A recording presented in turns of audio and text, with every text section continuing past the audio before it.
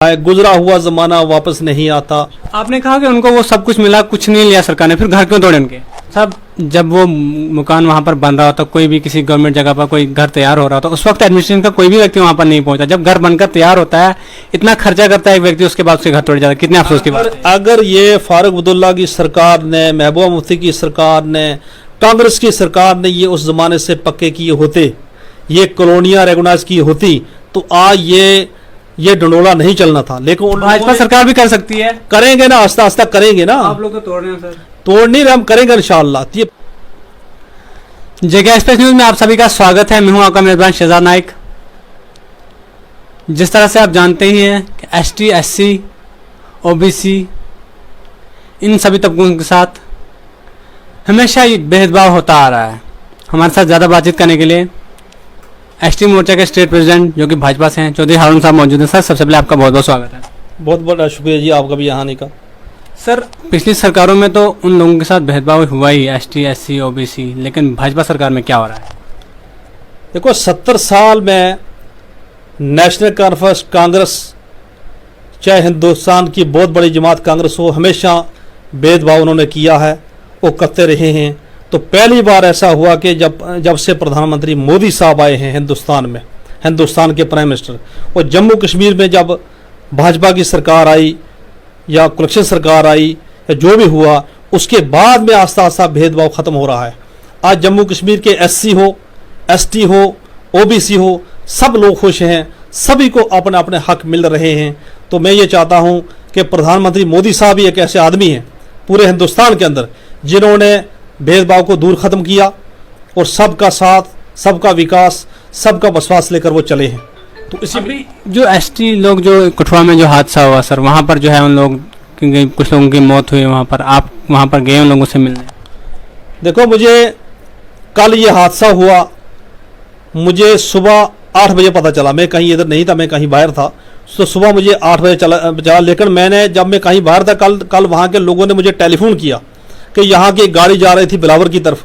जब ये हादसा हुआ, मैंने इमीडिएटली डीसी कठुआ से बात की, मैंने वहाँ एसडीएम साहब से बात की, और वहाँ वो मौके पर गए।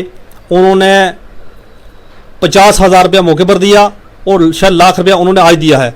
बाकी मैंने फ़ोन पे ही जम्मू अपने जो हमारे हॉस्पिटल के स्टूडेंट साहब हैं उनसे मैंने बात की।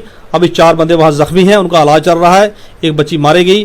तो मैं, बड़े दुख की बात है कि ऐसा नहीं होना था, लेकिन ये ग्रह होता है, जब ये गाड़ियाँ जाती हैं, एक्सीडेंट होते हैं, ये अचानक होते हैं। सर, जिस तरह से उन लोगों का प्रोसीजर था पहला आने जाने का, कश्मीर में जाना हो उन लोगों ने या जम्मू में आना हो, वही प्रोसीजर क्यों नहीं उन लोगों को दिया जा रहा है? क्योंकि आप लोग जानते हैं वो लोग ज़्यादा पढ़े लिखे नहीं होते, ऑनलाइन वो सब फॉर्म नहीं भर सकते। तो आखिर क्यों उन लोगों के साथ ये सब किया जा रहा है, ऑनलाइन भरो फिर आप जाओ? क्यों परेशान किया जा रहा है आपको इस सरकार में? ये प्रोसीजर पहली सरकारों ने टोटल बंद करके रखा था। आज माइग्रेशन चल रही है जम्मू कश्मीर के अंदर, हमारे लोग जा रहे हैं, चाहे कठुआ हो, सांबा हो, जम्मू हो, यहाँ से लोग माइग्रेशन करके कश्मीर की पहाड़ियों में जाते हैं, मड़वा, वाड़वन, इंशर में जाते हैं। तो ये जो हादसात होते हैं ये अचानक होते हैं, इनका कोई किसी को नहीं भरोसा कि जब बंदा घर से निकलता है किस वक्त हादसात होते हैं, किस वक्त कोई किसी को दुख की घड़ी होगी, ये रब ही जानता है, ये अल्लाह ताला ही जानता है। लेकिन फिर भी बड़ी दुख की बात है, और हमें एडमिनिस्ट्रेशन से बोल के रखा है कि इनको जल्दी से जल्दी इनकी परमिशन दी जाए। जो सही लोग हैं, यहाँ से बेचारे जो गरीब लोग जाते हैं कश्मीर में, जो सही लोग हैं जिनका हक बनता है, जो अपना डेरा लेकर जाते हैं, अपने सुई हुई गाय लेकर जाते हैं कभी, और जो स्मगलर लोग हैं, जो चापलूसी करने वाले हैं, जो इस किस्म की हरकतें करते हैं, हमारी कम्युनिटी को बदनाम करते हैं, तो उनके खिलाफ ही हम बोलना चाहते हैं कि वो सरकार को एक्शन लेना चाहिए। आप कह रहे हो भाजपा सरकार एससी एसटी के साथ है। रूपनगर में जो उन लोगों के घर तोड़े गए, बीजेपी के स्टेट अध्यक्ष जो रविंद्र रैना जी हैं, वो तो आज तक वहाँ पे नहीं गए। सुनो मेरी बात, रूपनगर वाली बात वो होगी, गुजरा हुआ, अभी रमजान का महीना है, वो लोग बाहर बैठे हुए हैं। मेरी बात, कोई बाहर नहीं बैठा है, गुजरा हुआ जमाना वापस नहीं आता। उस वक्त की हमने बात की थी एडमिनिस्ट्रेशन से, अच्छी बात की थी कि जो ज्यादती हुई है उनके साथ, उनके घर नहीं तोड़े जाएं, उनको और जगह भी दी जाए। लेकिन हमारे ही कुछ अपने लोग कहने लगे जी ऐसा नहीं होना चाहिए था, लेकिन फिर भी सरकार ने ऐसा काम किया कि उनको वहाँ उनको नहीं छेड़ा, उसके साथ और भी जगह उनको दी गई, और जो 122-23 लोग जिनको अलाटी रखवा था उनको भी मिला। तो कोई ऐसी बात नहीं है, हमारे लोग कुलियों में रहने वाले लोग हैं, झोंपड़ियों में रहने वाले लोग हैं, टेंटों में रहने वाले लोग हैं। कुछ ज़रूरी नहीं है जिसका किसी का मैल नहीं होगा, इंशाल्लाह हम नीचे भी सोने वाले लोग हैं। हम टेंट लगा के, कंबल लगा के अपनी ज़िंदगी बसर करने वाले लोग हैं। आपने कहा कि उनको वो सब कुछ मिला, कुछ नहीं लिया सरकार ने, फिर घर क्यों तोड़े उनके? गार्ड देखो, ये पहले भी तोड़ते थे। जब नेशनल कॉन्फ्रेंस कांग्रेस थी इस सरकार में, उस वक्त भी ये छोटे मोटे वाकयात, छोटे मोटे हादसा होते रहते थे। कहीं एक तरफ से किसी का मकान एक आधा डिमोलिशन कर दिया, किसी फॉरेस्ट वाले ने कोई किसी के खिलाफ कोई नोटिस निकाल दिया।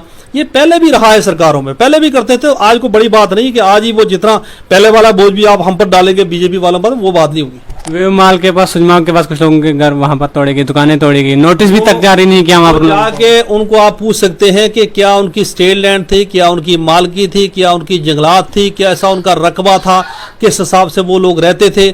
हमने तो उसको भी सरकार के आगे रखा कि ऐसा नहीं होना चाहिए। जब मैं गवर्नर साहब से मिला था तो मैंने पहला मुद्दा यही रखा था कि गवर्नर साहब वो भिटिंडी में जो वहाँ मकान तोड़ेंगे तो ऐसा नहीं होना चाहिए था। उन्होंने कहा कि कोई बात नहीं, कई जगह में इस किस्म की हरकत होती है तो हम इनको परमानेंट रेगुलाइज कॉलोनियों को करेंगे आस्ता आस्ता। तो कुछ ही छोटे मोटे जो हादसा है वो चलते रहते हैं, उनको हम क्या बोलेंगे। अरुण साहब, जब वो मकान वहाँ पर बन रहा होता, कोई भी किसी गवर्नमेंट जगह पर कोई घर तैयार हो रहा होता, उस वक्त एडमिनिस्ट्रेशन का कोई भी व्यक्ति वहाँ पर नहीं पहुंचा। जब घर बनकर तैयार होता है, इतना खर्चा करता है एक व्यक्ति, उसके बाद उसके घर तोड़ जाता है, कितने अफसोस की बात है। अगर ये फारूक अब्दुल्ला की सरकार ने, महबूबा मुफ्ती की सरकार ने, कांग्रेस की सरकार ने ये उस जमाने से पक्के किए होते, ये कॉलोनियां रेगुनाइज की होती, तो आज ये डंडोला नहीं चलना था। लेकिन भाजपा सरकार भी कर सकती है, करेंगे ना, आस्ता आस्ता करेंगे ना। आप लोग तो तोड़ रहे हैं सर। तोड़ नहीं रहे, हम करेंगे इंशाअल्लाह। ये पहले भी तोड़े जाते थे, मैंने आपको पहले भी कहा कि पहला भी ऐसे वाकयात होते थे।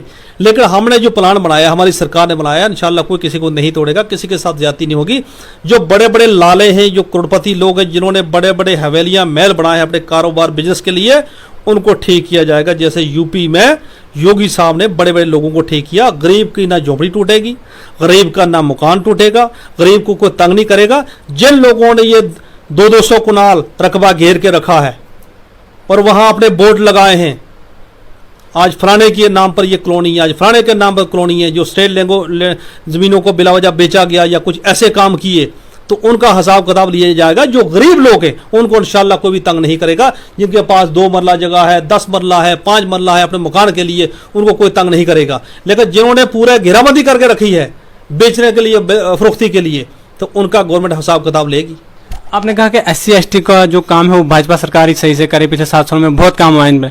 ऐसा कोई काम बता दीजिए जो उनका एजुकेशन को लेकर हुआ हो, या फिर जमीनी सतह पर और कोई 2-4 काम जो आप गिनवा दें। बड़े बड़े काम किए हैं मोदी साहब ने। मैं अगर ST की बात करूं तो हम सदियों से फॉरेस्ट राइट एक्ट के लिए लड़ते थे, हमारी फाइलें बन चुकी, DFO दफ्तरों में बॉन्ड। 70 साल की बीमारी है, इस बीमारी को खत्म करने में थोड़ा सा टाइम लगेगा। ये नेशनल कॉन्फ्रेंस कांग्रेस और PDP के टाइम की लगाई हुई बीमारी है। इस बीमारी को खत्म करने में आस्ता आस्ता इसको डोज दिए जाएंगे, कैप्सूल दिए जाएंगे, तो आस्ता आस्ता वो बीमारी खत्म होगी, फिर सारा सिस्टम इंशाल्लाह ठीक होगा जम्मू कश्मीर में। चलिए, बात करने के लिए बहुत बहुत शुक्रिया। ये थे चौधरी हारून साहब ने कहा कि 70 सालों से जो कुछ पिछली सरकारों ने किया है उसको ठीक करने में थोड़ा समय लगेगा। मजीद ऐसी और भी खबरों से आपको अपडेट करते रहेंगे। तब तक के लिए अपने मेजबान शहजाद नायक को दीजिए इजाजत।